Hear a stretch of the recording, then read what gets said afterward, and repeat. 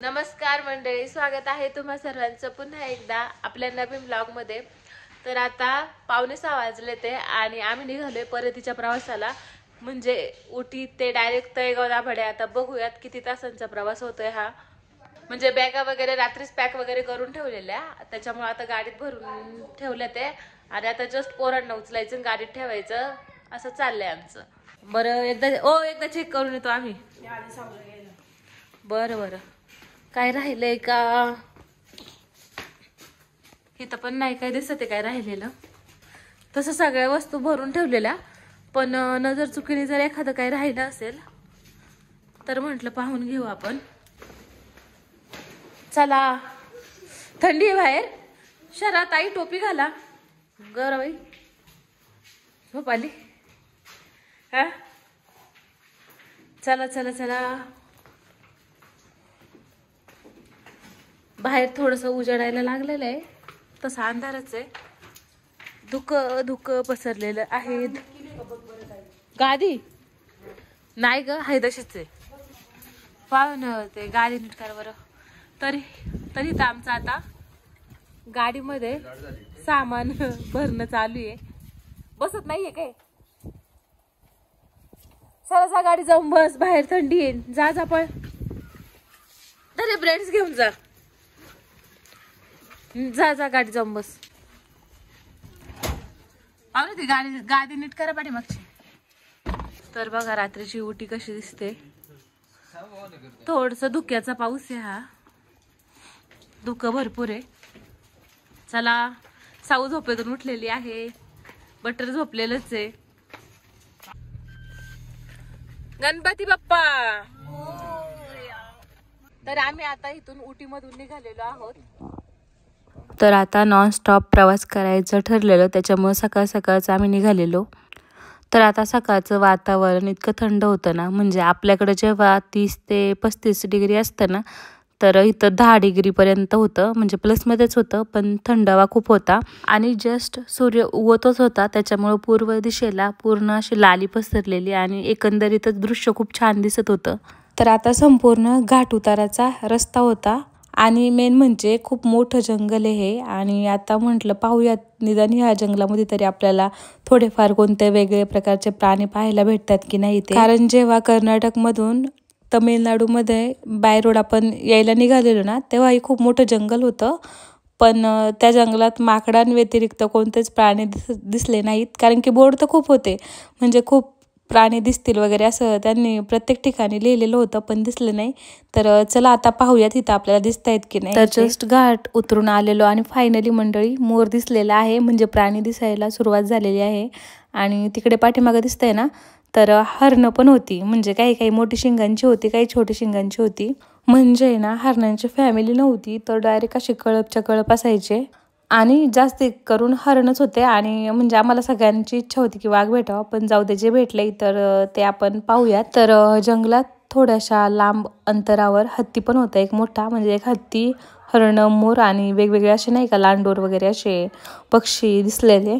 तर पोरांचं चाललेलं की वाघ किंवा सिंह दिसला पाहिजे, पण आता जस्ट इथं लिहिलं होतं जस्ट, म्हणजे आता लकवर पण डिपेंड असतं की दिसतो का नाही दिसतो। तर आपण पाहूयात।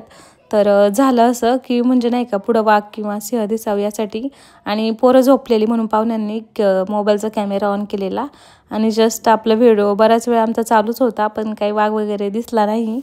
पण जस्ट समोरचा व्ह्यू बघा, म्हणजे जंगलामधून रस्ता होता आणि त्यात हरणांचे कळप तर काय मोजण्यासारखे नव्हते, कारण की भयंकर होते। मोजले असते तरी काय आपल्याला ही हरणं मोजता आलेली नसतीच, आणि मोजत बिजत बसायचं म्हटलं तर वाघ यायचा आपल्याला खाऊन जायचा, त्यापेक्षा म्हटलं चला आपलं। तर मंडळी आज परत सकाळचा नाश्ता हा फ्रूटवरच करावा लागला, कारण की जंगलचा रोड होता आणि ॲज युज्युअल रेस्टॉरंट पण नसणारच। तर पोरं बोर झालेली, त्याच्यामुळं पाहुण्यांची चालली होती त्यांच्याबरोबर मस्ती। बरं मला सांग, माझं बाळ कोण आहे?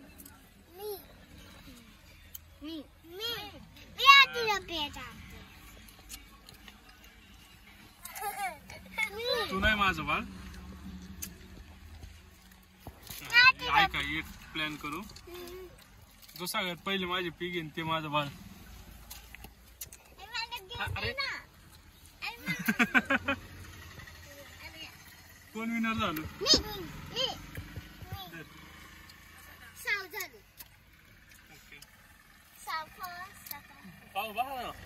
पेरू.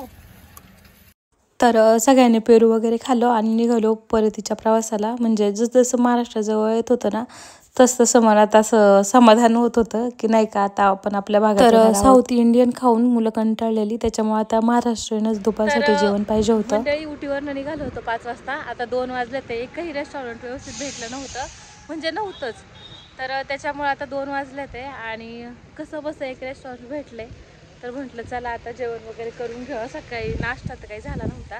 तर मुलांना वाटेत पेरूच घेतले होते, पेरूवर झोपली होती, त्याच्यामुळे आता उठलेत सगळे आणि आता आम्ही जातोय सगळे. तर फायनली सगळ्यांना महाराष्ट्रीयन म्हणजे आपल्यासारखं जेवण वगैरे मस्तपैकी भेटलेलं आहे. त्यामुळं सध्या सगळ्यांचं लक्ष जेवणाकडेच आहे. मंडळी जेव्हा उटीमधून निघालेलो तेव्हाच ठरवलेलं की रात्रीचं जेवण हे कोल्हापूरमध्येच घ्यायचं. तर मंडळी आता वाजलेले आहेत रात्रीचे 10:30 आणि सकाळी पहाटेपासूनच सगळे गाडीत बसून होते. त्यामुळे तुम्ही नोटीस केलं नसेल पण सगळ्यांचे चेहरे बघा, म्हणजे झोपतच आहेत सगळे, तरी पण भूक लागली म्हणून आणि आपलं जेवण भेटणार याचा आनंद पण होता. त्याच्यामुळे सगळे आपले जेवणावर कॉन्सन्ट्रेट करत होते.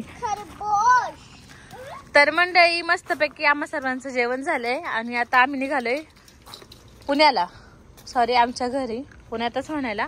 तर इथं बघा कसे ससे आहेत, मस्त मस्त. ए दादू ससा संग काय बोलतोय? बटर काय आहे? बटर बटर काय ते? चाचा. ओके. तर मंडळी मस्तपैकी आम्हा सर्वांचं जेवण झालंय. आता वाजलेत 11 आणि आता Kolhapur direct Pune. Bye bye, परत भेटूयात सकाळी. आता पाहूयात किती वाजता वगैरे पोहोचतोय. तर मंडळी सकाळचे वाजलेले आहेत 5 आणि घरून ज्या टायमिंगला निघालेलो त्याच टायमिंगला, म्हणजे एक आठवडाभरापूर्वी ज्या टायमिंगला आपण पुण्यातून निघालेलो तर तिथंच येऊन पोचलेलो आहोत. भाऊजी न्यायला आलेले आहेत. तर चला, तुम्हाला आजचा आपला ब्लॉग कसा वाटला नक्की सांगा.